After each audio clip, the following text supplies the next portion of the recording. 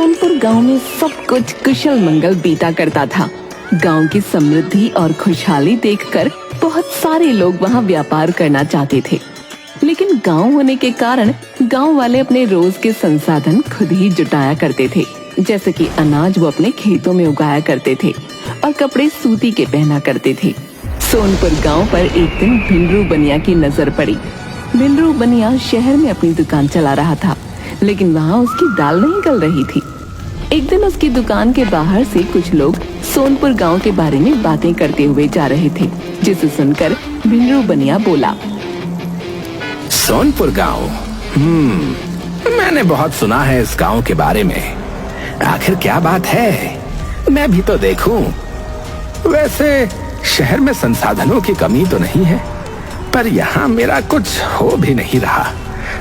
एक बार उस गांव में जाकर अपनी किस्मत आजमा लेता हूँ। अगली सुबह भिंडरू गांव के लिए रवाना हुआ। वो वहाँ देखता है कि चारों ओर खुशहाली है। चारों तरफ खेत खलिहान है और लोग अपने कामों में व्यस्त हैं। यहाँ तो मेरा राशन का बिजनेस नहीं चलेगा और ना ही दूध का, क्योंकि सभी के घरों में गाय और भैंस है। ऊपर से ये लोग खेती भी करते हैं। लेकिन भिंडरू बनिया दिमाग से बहुत शातिर और लालची था। वो रातों रात एक प्लान बनाता है। जब पूरे गांव में सन्नाटा छाया हुआ था, सभी लोग अपने अपने घरों में चैन की नींद सो रहे थे, भिंडरू बनिया फसल खराब करने वाला स्प्रे लोगों के खेतों में छोड़ देता है, यहाँ तक कि मेंढक और कीड़े भी, और वापस शहर के लिए रातों रात ही रवाना हो जाता है। वो जानता था कि अब ये सही समय है गांव में अपना व्यापार स्थापित करने का। वो जल्द ही गांव में एक दुकान लेकर वहाँ राशन की दुकान खोल देता है। उन दिनों सभी गांव वालों की फसलें एक साथ खराब थीं, इसलिए लोगों को अनाज की जरूरत थी। अरे बबलू के पापा, ये देखो, गांव में एक नई राशन की दुकान खुली है। आओ आओ, अरे जरूरत का सारा सामान मिलेगा है? शैम्पू से लेकर तेल तक, दाल चावल से लेकर चीनी तक, जो भी चाहिए सब मिलेगा। आओ आओ, एकदम प्रीमियम क्वालिटी का सामान दूंगा। हाँ, ये तो बहुत अच्छी बात है। मेरा मन बहुत घबरा रहा था कि अब गांव वालों का क्या होगा, न जाने किसकी नजर लग गई। खैर, अब भैया 5 किलो आटा और 2 किलो चीनी तोल दो। भिंडरू ने गांव में राशन की दुकान जमाने के लिए बहुत पापड़ बेले थे, तो वो ईमानदारी से काम तो नहीं करने वाला था। वो अपने तराजू के नीचे एक चुंबक लगा कर रखता था, जो लोगों की नजर में भी ना आए और ज्यादा पैसों में कम सामान भी चला जाए। ये तो बहुत कम लग रहा है। 5 किलो आटे का वजन इतना तो नहीं होता। अरे पहली बार राशन खरीद रही हो क्या? मैं यहाँ शहर से इतनी दूर अपना कारोबार करने आया हूँ, तो क्या मैं बेईमानी करूँगा? भलाई का तो जमाना ही नहीं है। अरे बबलू की माँ, अभी हमें आवश्यकता है और भाई साहब सही कह रहे हैं। हमारी तो घर की खेती थी, तो आज तक हमने बाहर से कुछ खरीदा नहीं। बेवजह किसी की रोटी रोजी पर शक मत करो। इन्हें पैसे दे दो और चलो घर चलते हैं। और ऐसे ही भिंडरू बनिया खूब कमाई करने लगा। कुछ दिनों बाद अब उसने अपनी दुकान पर काम करने के लिए कुछ छोटे बच्चों को भी रख लिया था। सुन, तू काम पर जल्दी आ जाया कर। कल से अगर तू 5 मिनट भी लेट आया ना, तो तेरी तनख्वाह नहीं दूंगा, बता रहा हूँ। अब जल्दी आकर काम पर लग, ग्राहक आते ही होंगे, समझा? देखते ही देखते भिंडरू ने अपना कारोबार गांव में जमा लिया। अब दिन ब दिन वो और लालची होता जा रहा था। जैसे ही लोगों के खेत फिर से हरे भरे होने वाले थे, वो फिर से खेतों में जाकर दवाई और कीड़े छोड़ दिया करता था, जिससे फसल तबाह हो जाती थी और लोगों को अपनी खेती छोड़कर भिंडरू बनिया से ही सामान खरीदना पड़ता था। भिंडरू बनिया अपनी दुकान पर एक्सपायर शैम्पू और मसाले रखता था। एक दिन गांव की पंचायत में लोगों की फसलों के बारे में सवाल उठे। मुखिया जी, अगर ऐसा ही चलता रहा तो हम सब भूखे मर जाएंगे। हम अपने खेतों में खेती करके अनाज को शहरों तक पहुंचाकर पैसे कमाया करते थे, लेकिन कुछ समय से जो है खेतों की फसलें अपने आप न जाने कैसे खराब हो रही हैं। ये कोई प्राकृतिक आपदा लगती है। लगता है टिड्डियों का समूह लौट आया है। अरे मुखिया जी, अगर ऐसा होता तो फिर हमें भी तो नजर आती। वो टिड्डियां जो है कोई जादूगरनी तो है नहीं जो रातों रात आए और जो है दिन में गायब भी हो जाए। अगर इसका कोई समाधान नहीं निकला ना मुखिया जी, तो बता रहे हम सब रोड पर आ जाएंगे। मेरे बीवी बच्चे भूखे मर जाएंगे। वो तो भिंडरू बनिया की दुकान की वजह से अनाज की उतनी तंगी नहीं है, लेकिन आगे चलकर भारी मुसीबत हो सकती है। इससे पहले भोले की दुकान के बारे में कोई और बात हो पाए, भिंडरू बड़ी ही चालाकी से फटाफट बात के बीच में कूदा। अरे भाई साहब, मैं आप लोगों की सेवा करने ही तो आया हूँ। अरे जब तक मुझसे हो सकेगा मैं आपकी सेवा करूंगा, आप चिंता मत कीजिए। हैं लेकिन भिंडरू, हमारे गांव में तुमने जब दुकान खोली ठीक उसी समय फसलें भी बर्बाद हुई थी। क्या तुम्हें कोई सपना आया था? अरे अब वो अरे मुखिया जी, ये तो बस इत्तेफाक था, भगवान का कोई उपकार ही समझिए। रही बात फसलों की, थोड़े समय तक खेती करना बंद कर दीजिए। अभी समय खराब है, कुछ समय बाद फिर से खेती करना शुरू कर देना है। भिंडरू ने अपनी मीठी मीठी बातों में सभी गांव वालों को राजी कर लिया। अब कुछ समय तक गांव वालों ने खेती का ख्याल भी त्याग दिया, लेकिन अब दिन पर दिन भोले का लालच बढ़ता गया। अरे सुबह होने में अभी 2 घंटे बाकी हैं। जल्दी जल्दी ये पीले कंकड़ दाल में और ये सफेद वाले चावल में मिला देता हूँ। अरे चीनी में प्लास्टिक भी तो मिलाना बाकी है। कहाँ गया? हाँ ये ले। और ये लाल पत्थर, इसको बारीक नहीं पीसा इस कमबख्त ने। अरे चलो कोई बात नहीं, किसे ही पता चलेगा। ये लो लाल, ये लो लाल मिर्च में मिला देता हूँ। हाँ, हो गया काम। भिंडरू को ये काम करते करते सुबह हो गई। तभी उसकी दुकान के दरवाजे पर दस्तक हुई। मालिक दरवाजा खोलिए, मैं आ गया। भिंडरू हड़बड़ी में दरवाजा खोलता है।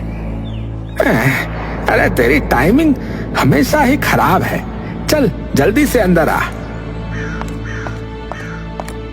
बिरजू भी अपने काम में लग गया।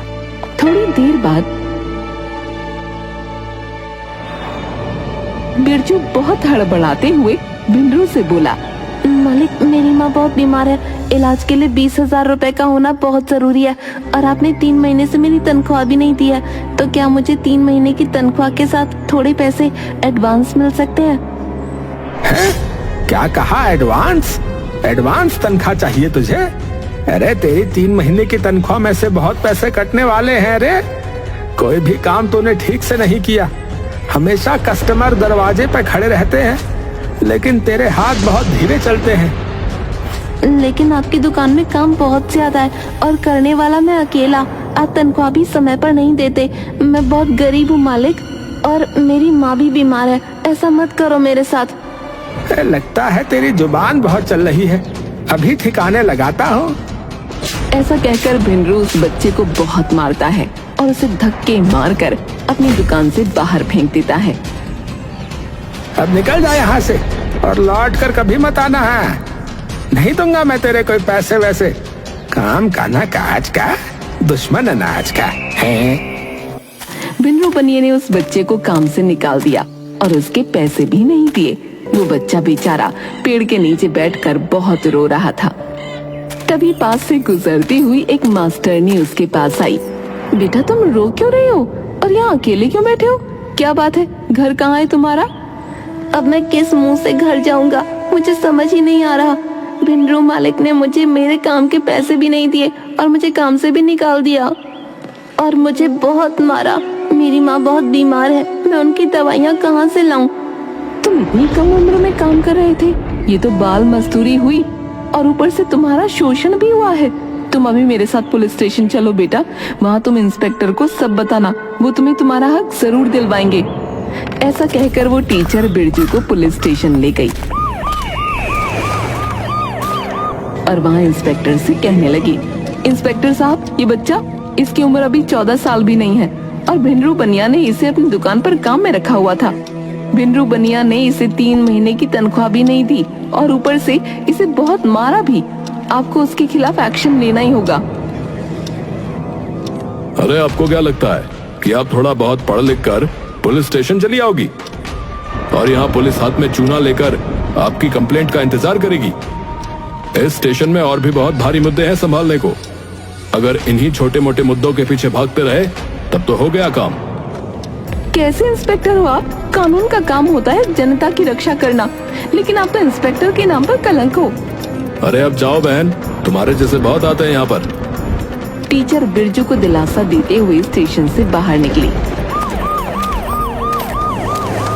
कि तभी उसी समय पुलिस चौकी में एक औरत अपने पति के साथ चिल्लाते हुए दाखिल हुई। इंस्पेक्टर साहब, मेरा बेटा आज अस्पताल में एडमिट है, सिर्फ उस भिंडरू की वजह से। हम उसकी दुकान पर भी विरोध करने गए थे साहब, लेकिन उसने मुस्टंडों को दुकान के बाहर खड़ा कर दिया है। अब आप हमारी आखिरी उम्मीद हो। अरे आज क्या हो गया है?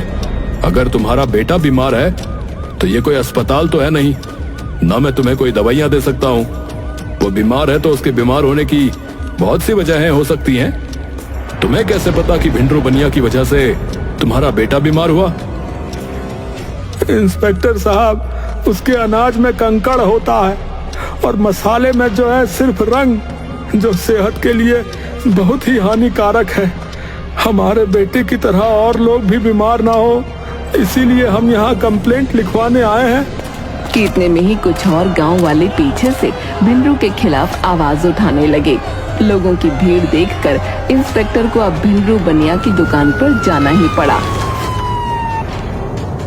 अरे साहब, आइए आइए, बैठिए बैठिए साहब। मुझे तुम्हारे खिलाफ बहुत सी कंप्लेन आई हैं। भिंडरू क्या है तुम्हारी दुकान में? अरे साहब, इतनी जल्दीबाजी क्या है? यहाँ आइए ना कोने में, यहाँ बात करते हैं। हाँ, आइए आइए। भिंडरू अपनी दुकान के अंदर ले जाकर इंस्पेक्टर को रिश्वत दे देता है। इतनी सेवा पानी ठीक है या कुछ और खातिर करूँ आपकी साहब जी? आज तो मैं अकेले आया हूँ, लेकिन अगली बार कंप्लेंट मिली तो मेरी पूरी टीम आएगी। अरे नहीं, आगे से आपको कोई कंप्लेंट नहीं मिलेगी।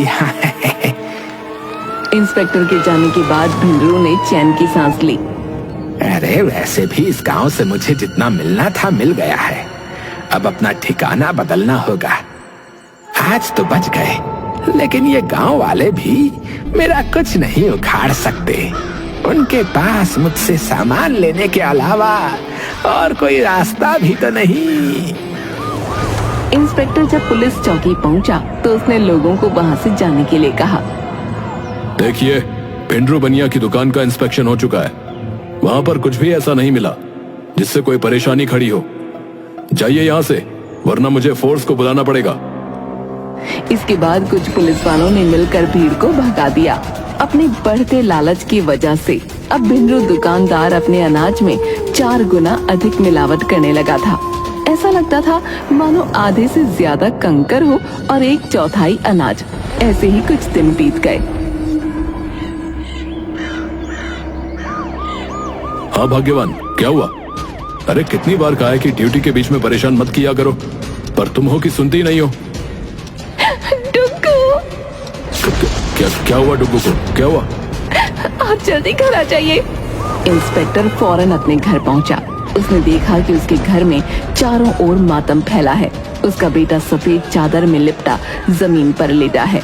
वो अपने बेटे के सामने बैठकर चीखने लगा। ये सब कैसे हुआ? अचानक से ये क्या हुआ मेरे बेटे को? मेरे बेटे की ये हालत किसने की? भिंडरू बनिया की दुकान से लाए हुए राशन से मैंने खाना बनाया था। डुग्गू को मैंने वही खिलाया। सुबह अचानक इसके पेट में दर्द हुआ तो इसे लेकर अस्पताल गई और कुछ समय बाद डॉक्टर ने ये पूरी खबर सुना दी। न जाने किसकी पूरी नजर लग गई है। हाय मेरा बेटा। आजकल लालच इतना बढ़ चुका है कि लोग दूसरों की जान लेकर अपने आप को संतुष्ट करने को राजी हैं। ये देख इंस्पेक्टर का दिल झन्ना उठा। इंस्पेक्टर ने खुद से वादा किया कि वो कभी भी लालच और गद्दारी नहीं करेगा। अपने बेटे का अंतिम संस्कार करने के बाद अगले दिन जब वो स्टेशन पहुंचा, तब उसने फौरन अपनी टीम को लेकर भिंडरू बनिया की दुकान पर जाने का फैसला किया।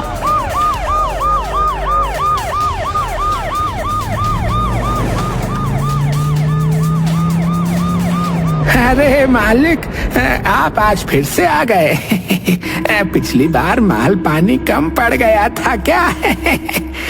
वैसे कोई बात नहीं, कोई बात नहीं, आइए आइए। अरे आज तो पूरी फोर्स लेकर आए हैं साहब।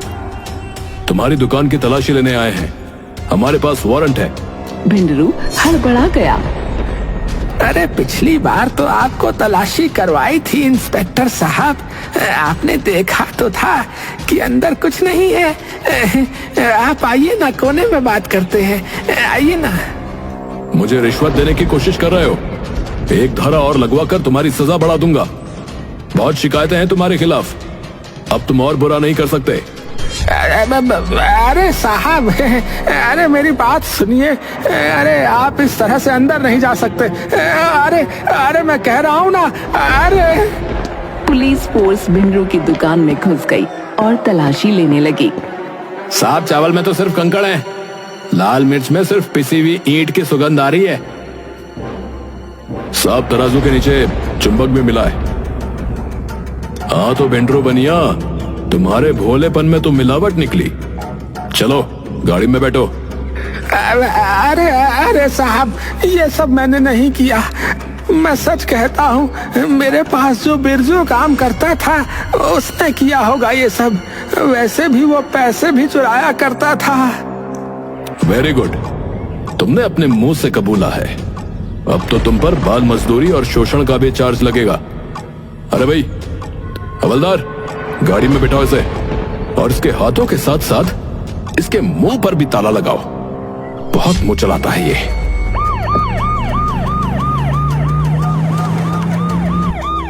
भिंडरू बनिया की दुकान पर ताला लगा दिया गया। उसे उसके कर्मों की सजा मिली। अपने थोड़े से लालच की वजह से उसने खुद को तो मिट्टी में मिलाया ही, और कई मासूम लोगों की जान के साथ भी खिलवाड़ किया। कई बार इंसान अपने लालच के आगे इतना अंधा बन जाता है कि वो इंसानियत भूलकर बेईमानी की मूरत बन जाता है। लेकिन वो कहते हैं ना, कर्म कर, फल की चिंता मत कर। जो जैसे कर्म करता है उसे वैसा ही फल मिलता है।